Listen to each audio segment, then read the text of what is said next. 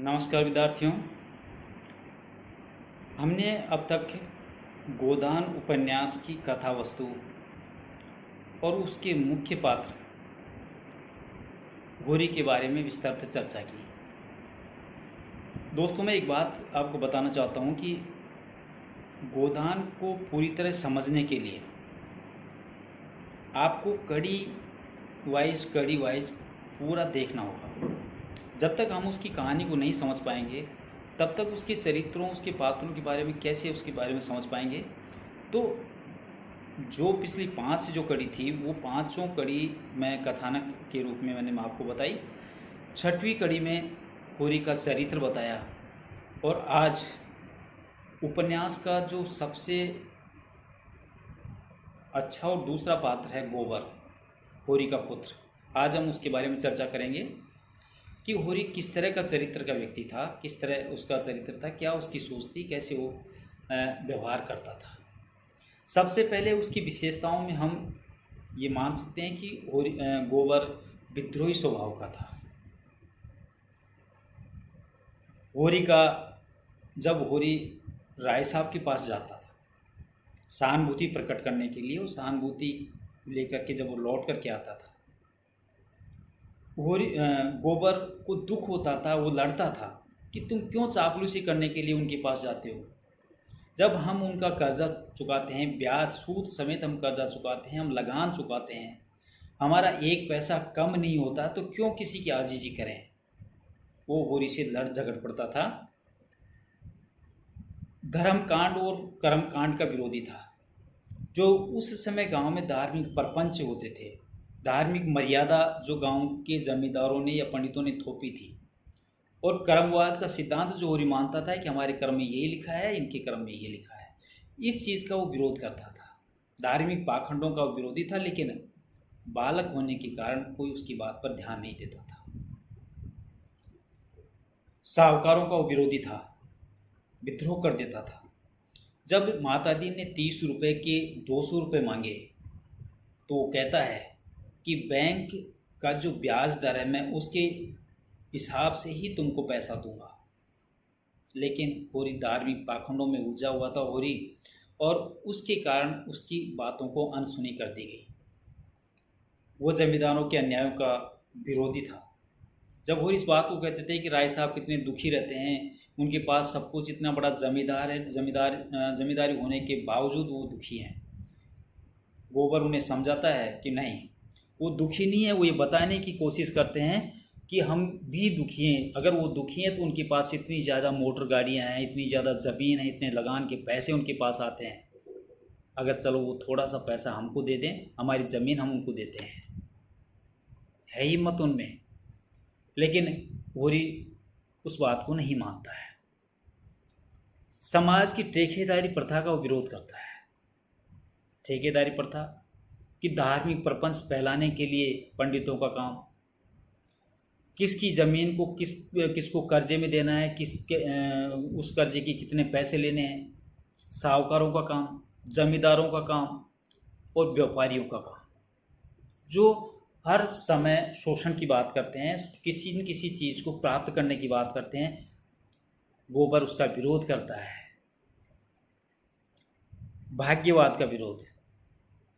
जब होरी ये कहता है कि हमारी किस्मत में यही लिखा है, गोबर इस बात को नहीं मानता। वो कहता है कि हमारी किस्मत हमने खुद लिखी है, हम क्यों नहीं इनके विरोध में खड़े हो जाएं। जब हमारी ज़मीन कर्जे में है, हम उनको लगान सूद समेत ब्याज समेत पैसा देते हैं, तो क्यों उनको ज़्यादा दें। लेकिन ब्राह्मण पाखंडवाद की वजह से होरी उसकी बात को नहीं सुनता है। वो ये कहता है कि ब्राह्मण का 1 रुपया हड्डी फोड़ करके निकल जाएगा और हम बर्बाद हो जाएंगे। अपने परिवार की सुरक्षा देने के लिए वो गोबर की बात नहीं सुनता। दूसरी विशेषता इसकी आती है कि वो जागरूक है, दान धर्म और भजन पूजन की पोल खोलता है। जब होरी इस बात को कहता है कि जो पंडित लोग हैं बहुत सारा पैसा दान में खर्च करते हैं, भजन पूजन में खर्च करते हैं, इनका बहुत सारा पैसा इसमें चला जाता है। गोबर कहता है कि उसका 1/3 हिस्सा हमें दे दें। हम पूरी ज़मीन इनको सौंपने के लिए तैयार हैं, क्योंकि वो इस बात को जानता है कि वो किस तरह दान लेते हैं। उस ज़माने में किसान अनपढ़, साहूकार उससे कर्ज देता है, लेकिन उस कर्ज के बदले में एक बार नहीं, दो बार नहीं, 3 बार वो सूद समेत वसूल करता है। किसान ये सोच करके वो पैसा चुकाता है कि दोबारा जब मुझे आवश्यकता पड़ेगी तो ये मुझे नहीं देंगे।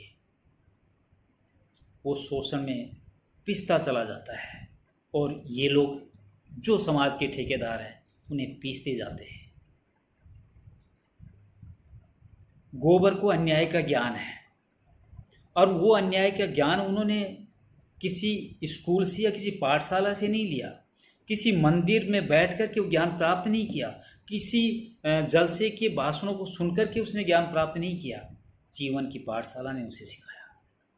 जब वो धीरे धीरे उस परिवेश में बड़ा हुआ, उसने देखा कि कैसे उनके पिता दिन रात मेहनत करते हैं फिर भी वो कर्जे में डूबे रहते हैं। वो धीरे धीरे विरोध उनका बढ़ता चला गया। वो सारी परिस्थितियों को गोबर समझता गया। तो जीवन की पाठशाला ने उसे इस बात का एहसास करवाया, अन्याय के विरुद्ध ज्ञान का एहसास करवाया। गोबर वह पीढ़ी वाला किसान था जो अत्याचारियों की भाषा को, की वास्तविक भाषा को समझना उसने शुरू कर दिया था। होरी उस पीढ़ी का किसान था जिस पीढ़ी में शोषण की चक्की में पीसा जाता था। लेकिन जो अगली पीढ़ी थी, जो गोबर की पीढ़ी थी, वो इस बात को अच्छी तरह समझ चुकी थी और समझने लगी थी कि नहीं, ये अन्याय है। अगली विशेषता कि वो रूढ़ियों के बंधन से में विवश था। गोबर गांव के साहूकारों की असलियत जानता है, लेकिन बालक होने के कारण उनके अन्याय का प्रतिकार करने की क्षमता नहीं है। वह बोलता है लेकिन कोई उसकी बात को सुनना और समझना नहीं चाहता। होरी की चापलूसी करने की आदत उसे पसंद नहीं थी। कुछ कुछ बातें तो वो गांव में रहकर के सीख गया था, लेकिन जब वो लखनऊ जाता है, नगर जाता है, तो उस नगर के परिवेश को उसने देखा, समझा और उस चीज को समझ करके उसके अंदर ज्ञान की वृद्धि हुई। राजनैतिक जलसों के पीछे खड़े होकर के भाषणों को सुना। बुद्धि और साहस से मुक्ति का रास्ता अपनाने का उसके अंदर साहस हुआ। वह गांव में आकर के साहूकारों का विरोध करता है। माता दीन के द्वारा दिए हुए कर्जे की जो 30 रुपए के 200 रुपए लेता है, उसका वो विरोध करता है। भोला को पटा करके वो अपने बैलों की जोड़ी को वापस लाता है और अपने पिता से वो कहता है कि किसी की यहाँ मजदूरी करने की आवश्यकता नहीं है। लेकिन होरी रूढ़िवादी मान्यताओं को मानता है और वो ये मानता है कि हमने अगर किसी से कर्जा लिया है और अगर जितना वो मांगता है हमें चुकाना है, हमें सत्य पर रहना है, ऐसा वो सोचता था। लेकिन गोबर की नज़र में वो सही नहीं था, लेकिन उसकी बात को सुना कर दिया जाता था।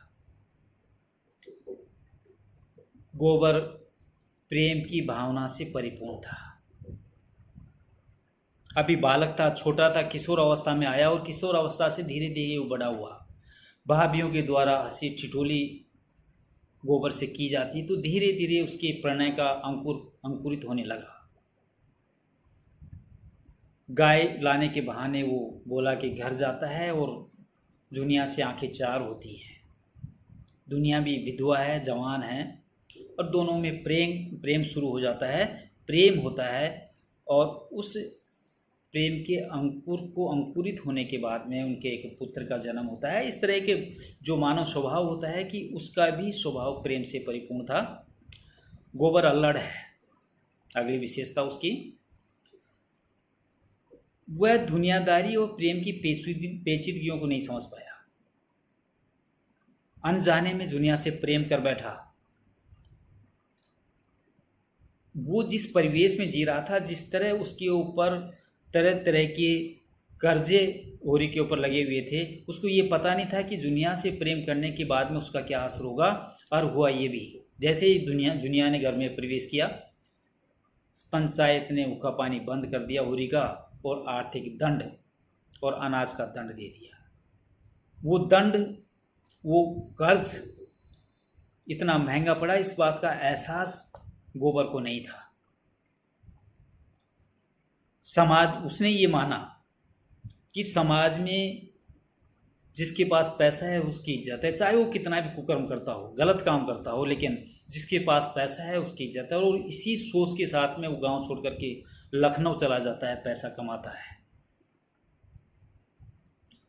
अगली विशेषता उसकी थी कि वो धनी बनने का आकांक्षी है।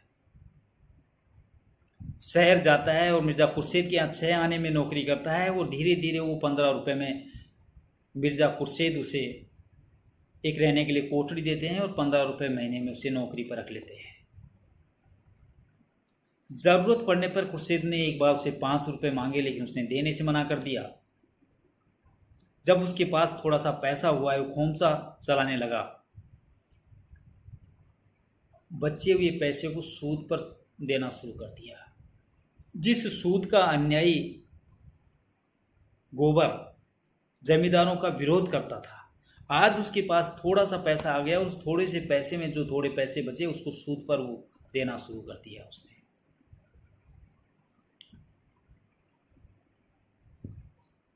माता दीन के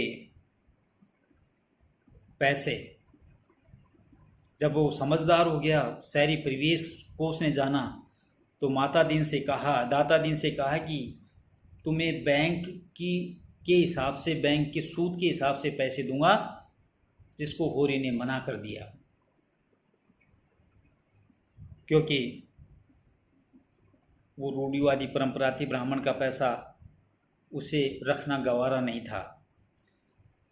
वो धनी बनने का आकांक्षी था, वो गांव चला आता है पैसा कमा करके, लेकिन रूढ़िवादी परंपराओं से वो हट नहीं पाता, उसमें आकर के फिर अलझ जाता है।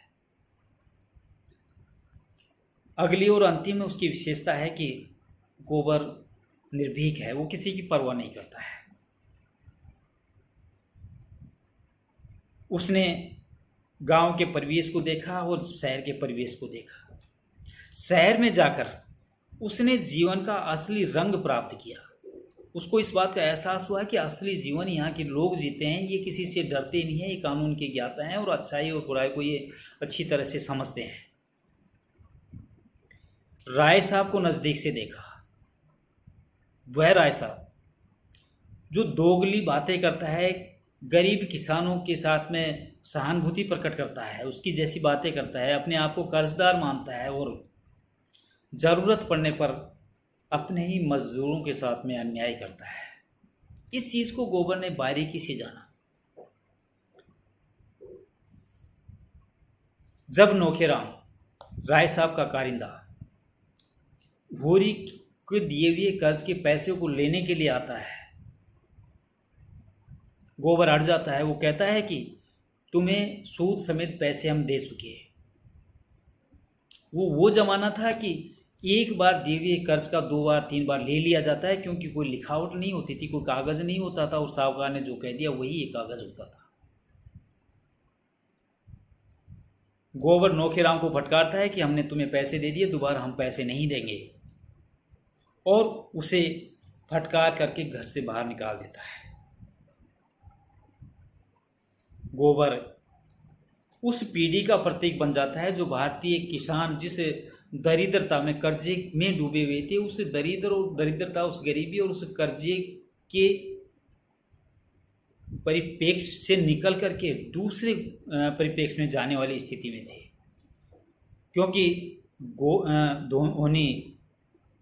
होरी तो बिल्कुल उस परंपराओं को मानने वाला था, लेकिन गोबर सामाजिक परिवेश को देख करके, शहर के परिवेश को देख करके, गांव के परिवेश को देख करके उसके अंदर एक जागृति आती है और एक नई जागृति का संचार होता है।